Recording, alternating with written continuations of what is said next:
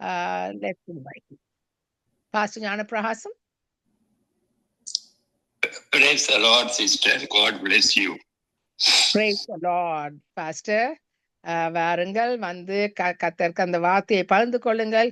110 நாடுகளும் நிற்கிறார்கள் அவர்களோடு உங்களுடைய வார்த்தையை கேட்பதற்கு. God bless you. நன்றி நன்றி நன்றி நன்றி. ஒரு சிறிய ஜெபத்தோடு ஆரம்பிக்கிறேன். பரலோகமே, இந்த நாளிலும் உங்களோடு இணைந்து கொள்ள, இந்த ஆன்லைன்ல இணைந்து கொள்ள எங்களுக்கு கொடுத்த இந்த சந்தர்ப்பத்திற்காக உங்களுக்கு கோடானு கோடி தோஸ்திரம் சோத்திரம் தோஸ்திரம் சொல்கிறேன். மூத்த உலராகிய மகேந்திரன் ஐயா இவ்வளவு முயற்சிகள் செய்து என்னை இந்த வாட்ஸ்அப்போடு சேர்த்து உங்களோடு இந்த தேவ செய்தியை பகிர்ந்து கொள்ள கொடுத்த சந்தர்ப்பத்தை வீணாய் போகாதபடி பரிசுத்த ஆவியானவர் அடியானை மூடிக்கொள்ளட்டும். அதே விடமாக மகேந்திரன் ஐயாவையும் பரிசுத்த ஆவியானவருடைய நிழலிலே மூடிக்கொள்ளுங்கள் என்று சொல்லி கேட்பதோடு இந்த நிமிடம் வரை பாடல் ஊடாக, ஜெபங்கள் ஊடாக, செய்திகளின் ஊடாக இந்த ஊழியத்தை செய்து கொண்டு வருகின்ற ஒவ்வொரு சகோதரின் சகோதரியும் சுவாமி அன்போடு வரவேற்பதோடு ஆவியானவருடைய அணுக்கம் அவர்கள் மேல் ஊற்றப்பட வேண்டும் என்று ஜெபம் கேட்கின்றேன். மேலும் இந்த ஊழியத்தை தைரியத்தோடு செய்கின்ற லெஸ்லி ஐயாவையும் அவருடைய பாரியாரையும் அவருடைய குடும்பத்தினரையும் இந்த ஊழியத்திலே கையில் செய்கின்ற ஒவ்வொரு சகோதரியும் சுவாமி இந்த நிமிஷம் வரைக்கும் பலப்படுத்தி கொண்டிருக்கிறதுனால இயற்கையும் செயற்கையும் அவர்களுக்கு இது ஜாதகமா நிற்கிறதுக்காக உத்தரமாண்டவரே, இந்த நாளில் நடக்கக்கூடிய ஒவ்வொரு வாரியமும் ஆண்டவரே உங்களுடைய பாதத்திலே வைக்கிறோம் சுவாமி. எங்களால் ஒன்றுமே செய்ய முடியாது, நாங்கள் சிறுவோம் நீங்கள் பெறுவோம் என்று யோவான் 3:30 சொன்னது போல சாமி நீரே பெருக வேண்டுமாக துதி தோசரத்தோடு இந்த செய்தியை உங்களுக்கு கொள்கிறேன். அதாவது உலகம் முடிவு என்ன, அல்லது இப்படி சொல்லலாம், உலக முடிவுக்கு அறிகுறி என்ன, what are the signs of the end time, இவைகள் எப்பொழுது சம்பவிக்கும், உம்முடைய வருகைக்கும் உலகத்தின் முடிவிற்கும் அடையாளம் என்ன எங்களுக்கு சொல்ல வேண்டும் என்றார்கள் என்று மேத்யூ 24வது அதிகாரத்திலே 3வது வசனத்திலே வாசிக்கின்றோம். The disciples came to him privately, tell us, they said, when will this happen and what will be the rise of your coming and of the end of the time and age, as it is written in Matthew 24:3. அன்பானவர்களே, இவைகள் எப்பொழுது சம்பவிக்கும், உன்னுடைய வருகைக்கும் உலகத்தின் முடிவிற்கும் அடையாளம் என்ன எங்களுக்கு சொல்ல வேண்டும் என்கிறார்கள் என்று அவருடைய டிசைபிள் கேட்கிறாங்க. ஒரு நாள் இயேசு கிறிஸ்துவின் சீடர்கள் கடைசி கால சம்பவங்களை குறித்தும் வருகையின் அடையாளங்களை குறித்தும் மனம் திறந்து பேச தீர்மானித்தார். இயேசு ஒரு தீர்க்கதரிசி, வருங்காலத்தை பற்றி அறிவிப்பார், சர்வ ரகசியத்தையும் திட்டமும் தெளிவுமாய் வெளிப்படுத்துவார் என்பதை அவர்கள் அறிந்திருந்தார்கள், யாரு சீசர்கள். இன்று அநேக கிறிஸ்தவர்களுக்கு கர்த்தருடைய வருகையை குறித்து தரிசனம் இல்லை, உலகத்தின் முடிவு வந்திருக்கிறோமே என்கின்ற பயமும் இல்லை, வருகையின் அடையாளங்கள் நிறைவேறுகிறதை குறித்து அக்கறை இல்லாதபடி ஏனோ தானோ என்று விசாரமாய் இருந்து கொண்டு இருக்கிறார்கள். இந்து சகோதரரை கேட்டால் கலியுகம் முடிய போகிறது, கடைசி காலத்திற்கு வந்திருப்போம் என்று விதற்றுகிறார்கள். இஸ்லாமிய சகோதரர்களை பார்த்து கேட்டால் உலகத்தின் முடிவிலே ஈசா நபியாக இயேசு கிறிஸ்து மீண்டும் வருவதை எதிர்பார்க்கிறோம் என்று அவர்கள் சொல்லுகிறார்கள். உலக சரித்திரத்திலே 3 முக்கியமான சம்பவங்கள் உண்டு. அதாவது முதலாவது சம்பவம் கர்த்தர் மனிதனை இந்த உலகத்திலே சிருஷ்டித்தது ஆகும். இரண்டாவது சம்பவம் இயேசு கிறிஸ்து பூமிக்கு வந்து கல்வாரி சிலுவையிலே நம்முடைய ஜீவனை கொடுத்த சம்பவம் ஆகும். மூன்றாவதாக சம்பவம் தான் கிறிஸ்துனுடைய 2வது வருகை. முதல் முறை ஆண்டவர் வந்த பொழுது பாவங்களை மன்னித்து பாவிகளை அரவணைக்கின்ற இரட்சகராக வந்தார். இனி வரும் பொழுது மனுஷ குலத்தின் நியாயாதிபதியாக வருவார். பிதாவை மகிமை புரிந்தவராய் வருவார். 1000 தேவ தூதர்களோடு வருவார். பிரதான தூதன் எக்கால சத்தத்தோடு வருவார். இன்று நாம் வரலாற்றின் எல்லையிலே நின்று கொண்டு இருக்கின்றோம். சரித்திரம் முடிவடைகிறதுக்கு அந்த நேரத்திற்கு வந்துவிட்டோம் என்று சொல்லலாம். இனி ஒரு தலைமுறை பூமிக்கு எழும்புமா என்பது சந்தேகத்துக்குரிய ஒரு காரியமாக இருக்கிறது. வருகையின் அடையாளம் என்ன என்று சீதர்கள் கேட்ட பொழுது ஏராளமான வருகையின் அடையாளங்களை இயேசு சொன்னார். அதைத்தான் நாங்கள் மேத்யூ 24ஆம் அதிகாரத்திலே, மார்க் 13ஆம் அதிகாரத்திலேயும், லூக்கா 21வது அதிகாரங்களிலே வாசிக்கிறதாக அமைந்திருக்கின்றது. வேதம் முதலாவது 1725 வசனங்கள், 1725 words, கிறிஸ்து வருகையை குறித்து பேசுகிறது. புதிய ஏற்பாட்டிலே 11 வசனத்திற்கு ஒரு வசனம் வீதம் கர்த்தருடைய வருகையை சுட்டி காண்பிக்கின்றது. வருகையின் அடையாளங்கள் என்ன? ஜனங்கள் பெருகுவார்கள். கவனியுங்கள், ஜனங்கள் பெருகுவார்கள். நீங்கள் பலகி பெருகி பூமியை நிரப்புங்கள் என்று கர்த்தர் ஆதாமுக்கும் பின்பு நோவாவுக்கும் கட்டளையிட்டிருந்தார் என்று ஆதியாகமம் 1வது அதிகாரத்திலே 28வது வசனத்திலேயும் 9:1 வாசிக்கின்றோம். இன்றைக்கு ஜனங்கள் பல்கி பெருகி பூமியை நிரப்பி விட்டார்கள் என்று சொல்வோமே. ஜனத்தொகை கட்டுக்கடங்காத வேகத்திலே பெருகி கொண்டு வருகின்றது. 6ஆம் நாளிலே உருவாக்கப்பட்ட மனிதன் இன்றைக்கு 600 கோடியை தாண்டி விட்டான் என்று யூகிக்கலாம். இதற்காக பஞ்சம் பெருகி போகிறது. ஜனங்கள் பெருகிறார்கள், பஞ்சம் பெருகி போகின்றது. ஜனங்கள் பெருகி வருகின்ற அளவில உணவு உற்பத்தி இல்லாதபடியினாலே பெரிய அளவில் பஞ்சங்கள் பூமி எங்கும் வரும். இன்றைக்கு ஆப்பிரிக்கா நாட்டை எடுத்துக்கொண்டால் பஞ்சத்தினாலே லட்சக்கணக்கான ஜனங்கள் மரித்து கொண்டே இருக்கிறார்கள்.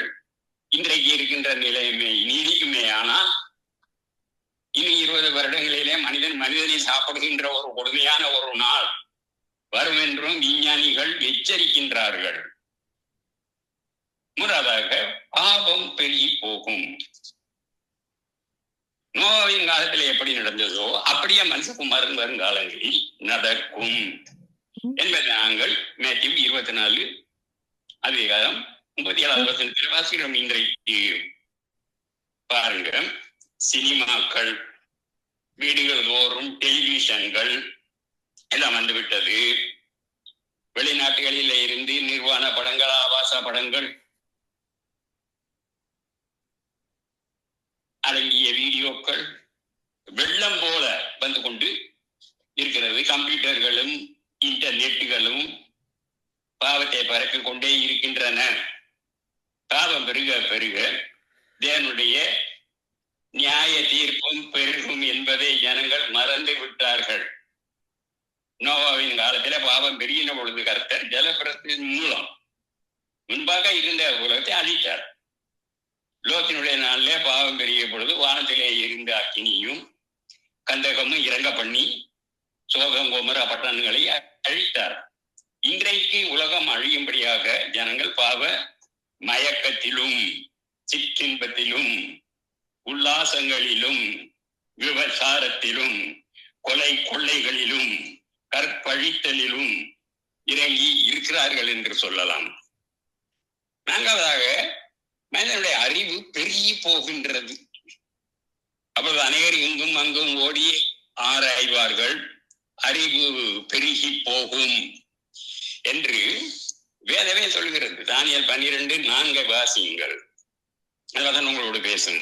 உலகம் உண்டாவதற்கு முற்கொண்டே இல்லாத அறிவு இந்த கடைசி நாட்களிலே பெருகி இருக்கிறது. விஞ்ஞானம் விளைவாக மனிதனுடைய வாழ்க்கையை மேம்படுத்தும் மின்சார கருவிகளை பயன்படுத்தினாலும், மறுபக்கத்திலே கொடூரமான அணுகுண்டுகளையும் விஷவாயு குண்டுகளையும் நியூக்ளியர் குண்டுகளையும் ஏராளமாக கண்டுபிடித்து வைத்திருக்கிறார்கள். விஷவாயு குண்டை போட்டால் அதை சுவாசிக்கிறவர்கள் மறிக்கும்படியான நிலையை உருவாக்குகின்றான். நம் வாழ்விலே உலகத்தை போல 40,000 உலகங்களை அழிக்கக்கூடிய அளவு அணுகுண்டுகளை விஞ்ஞானிகள் தயாரித்து விட்டார்கள். ஐந்தாவது, நோய்கள் பெருகும். நோய்கள் பெருகும். ஜனத்துக்கு விரோதமாக ஜனமும், ராஜ்யத்திற்கு விரோதமாக ராஜ்யமும் எழும்பும். பஞ்சங்கள், கொள்ளை நோய்கள், பூமி அதிர்ச்சி பல இடங்களிலே உண்டாகும் என்பதை மேத்யூ 24:7 வாசிக்கின்றோம். இன்றைக்கு டாக்டர்களால் கண்டுபிடிக்க முடியாத புதிய புதிய நோய்கள் வந்து கொண்டே இருக்கின்றன.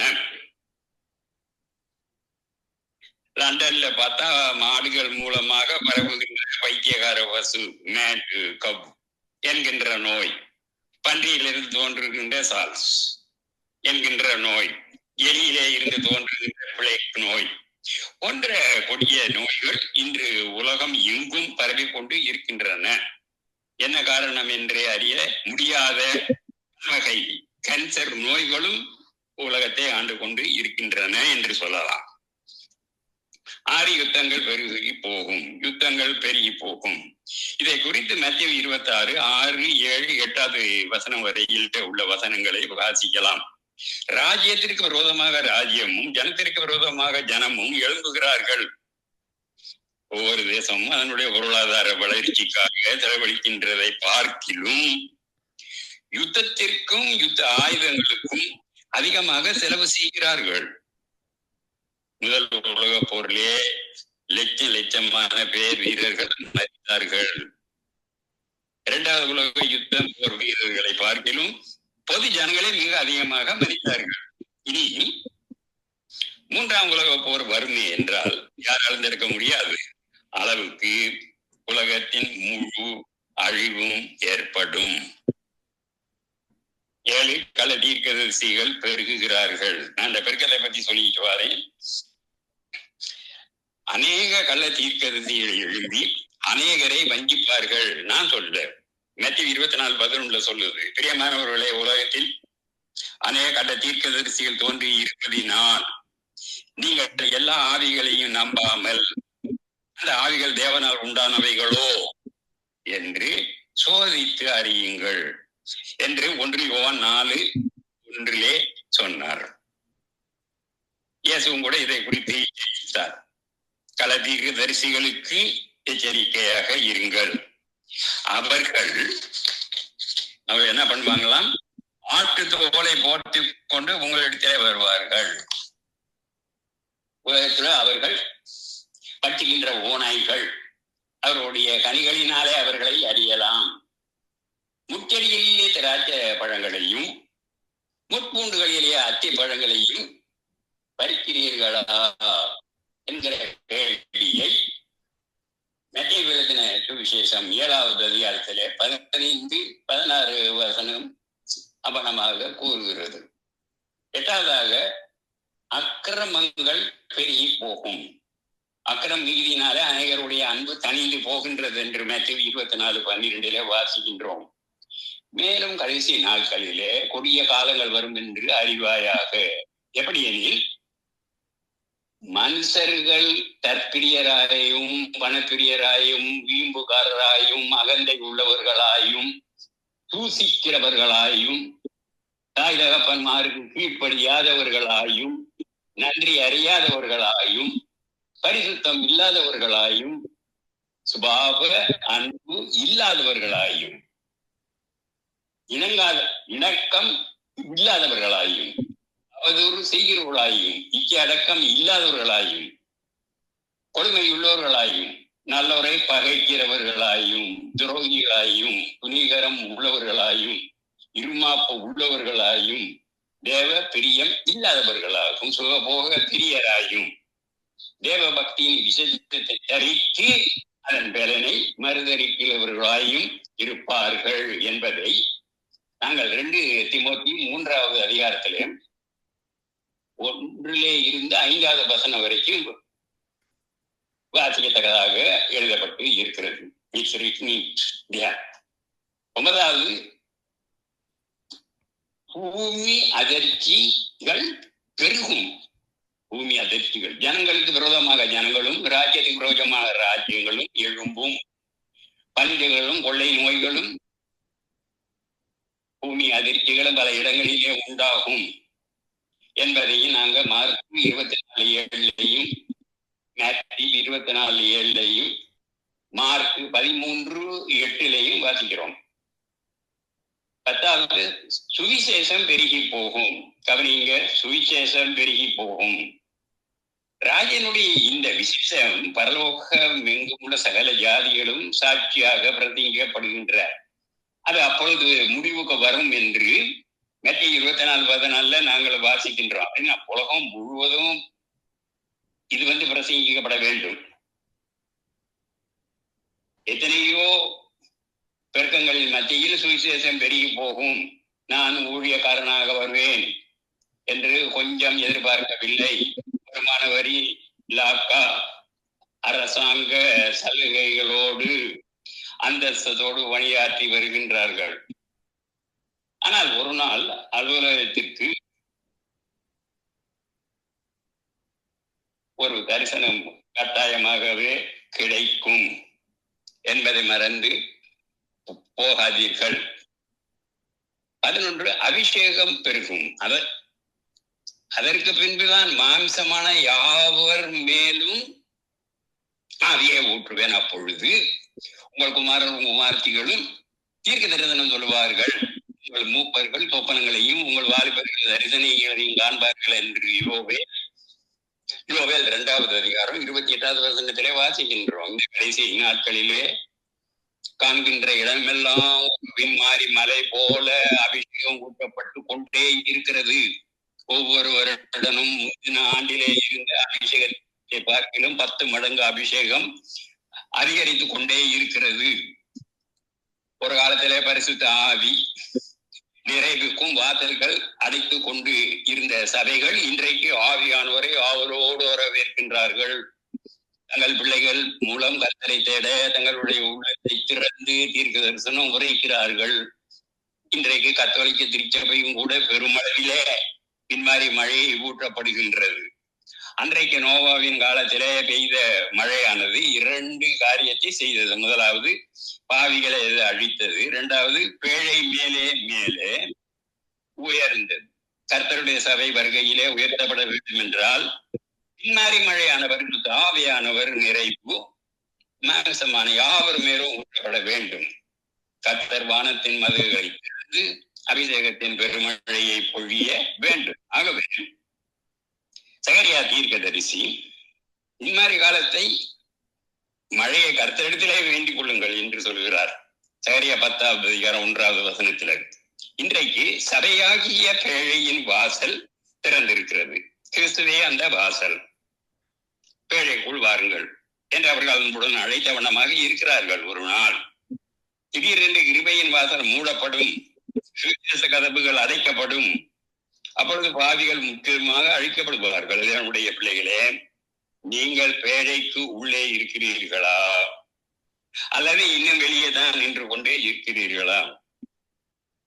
இன்றைக்கு உலகம் முழுவதும் வருகையின் அடையாளங்களினால நிரம்பி இருக்கின்றன. கிறிஸ்தனுடைய வருகை யார் தடுத்து நிறுத்தவும் முடியாது, அதை மறுக்கவும் முடியாது, மறைத்து வைக்கவும் ஜீவிக்கவும் முடியாது.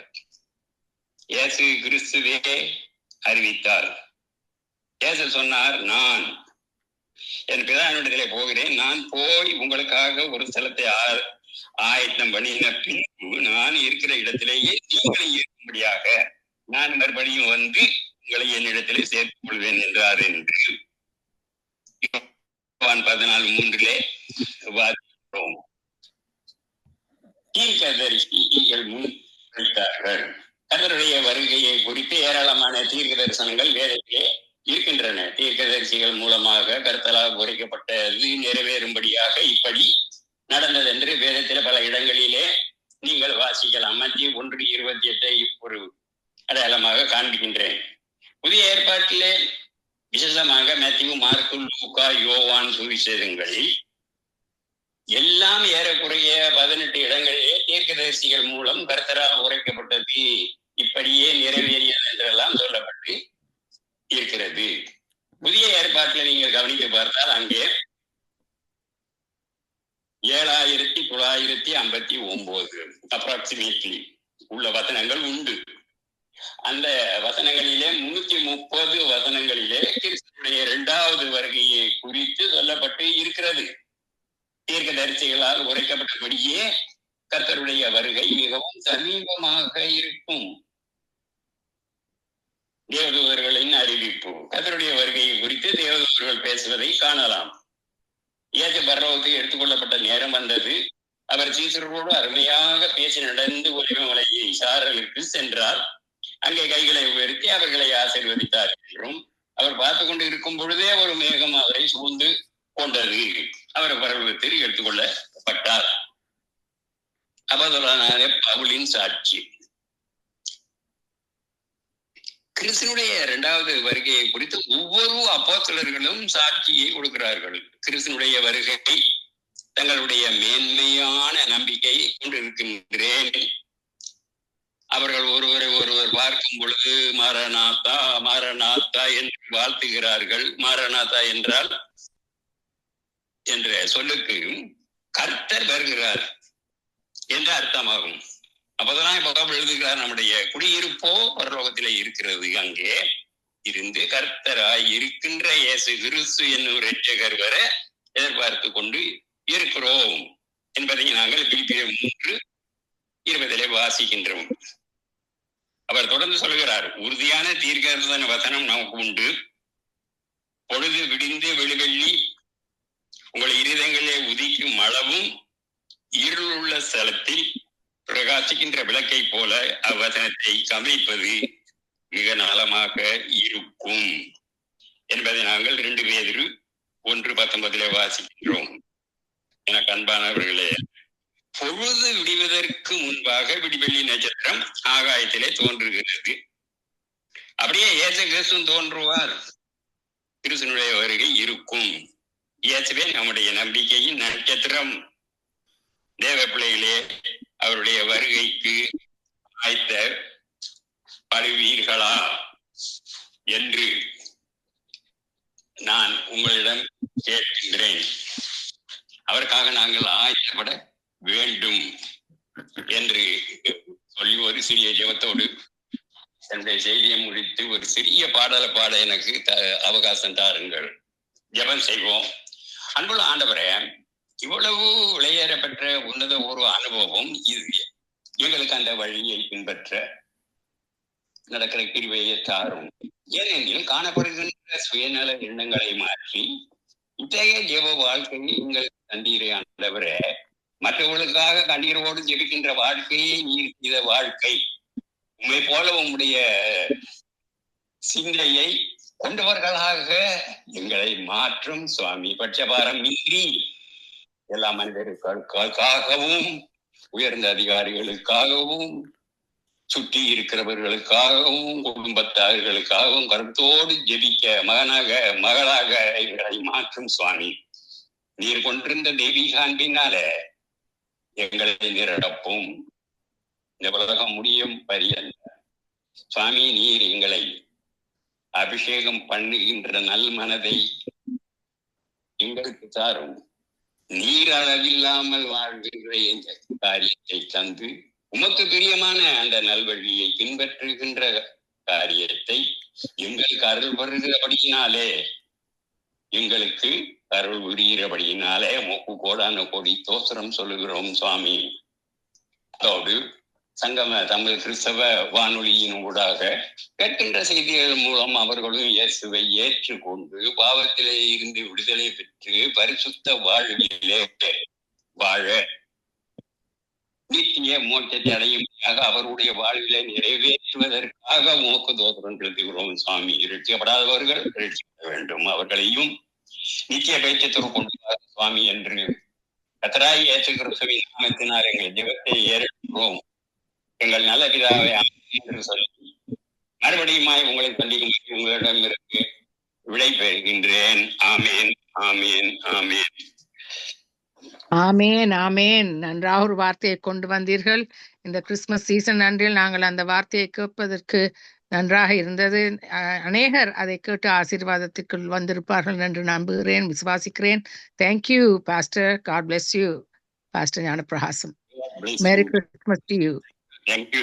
இந்த நேரத்தை கொடுத்ததற்காக கோடி தோத்திரம் சொல்கிறேன்.